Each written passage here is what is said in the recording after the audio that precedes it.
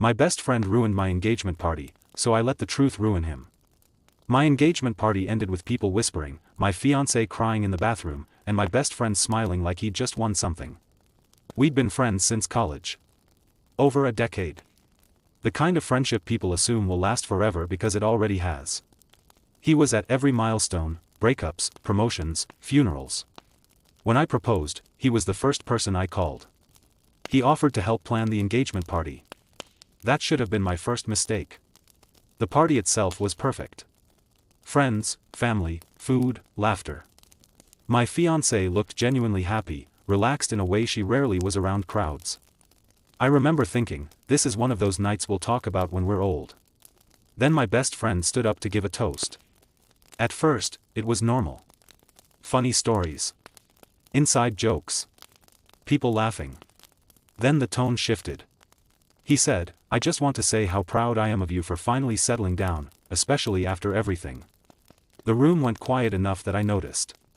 He laughed and added, I mean, after all those late nights, all those mistakes, I'm honestly surprised we made it here. People laughed again, the uncomfortable kind. I felt my stomach drop. He looked straight at my fiancée and said, but hey, everyone's got a past, right? That's when I realized what he was doing. He was implying I'd cheated. That I'd been unfaithful. That my fiancée was the last to know. He never said it outright.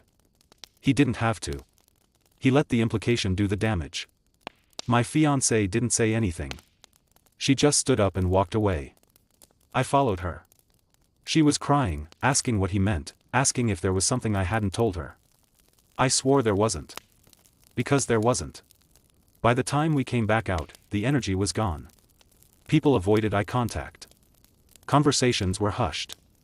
My best friend acted confused, like he didn't understand why things were awkward. He texted me later saying I was being dramatic.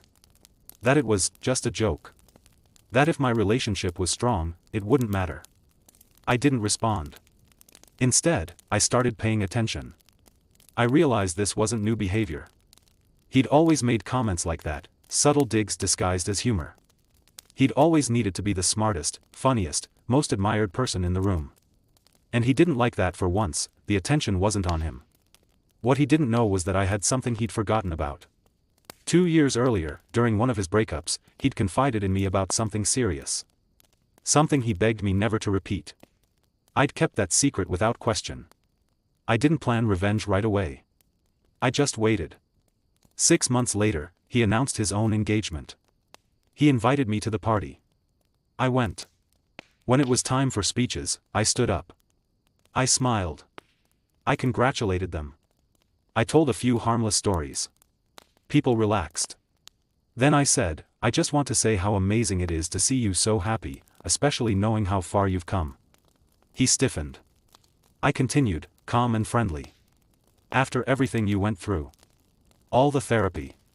All the rebuilding. All the promises to do better. I paused. And of course, after learning how damaging jokes can be. The room went silent. I looked directly at him and said, but hey. Everyone's got a past, right? I sat down. I didn't need to explain. The people who knew, knew. The people who didn't could see it on his face. His fiancée asked questions that night. They didn't get married. Update. He tried to confront me weeks later. Angry. Shaking. Accused me of betraying him. I told him calmly, I didn't betray you. I repeated your own rules. He hasn't spoken to me since. My fiancée and I did get married. And we don't invite people who confuse humiliation with humor anymore. Thank you for watching. Check out my channel for more stories like this. Please subscribe, like, comment and share. Midnight Tea Stories.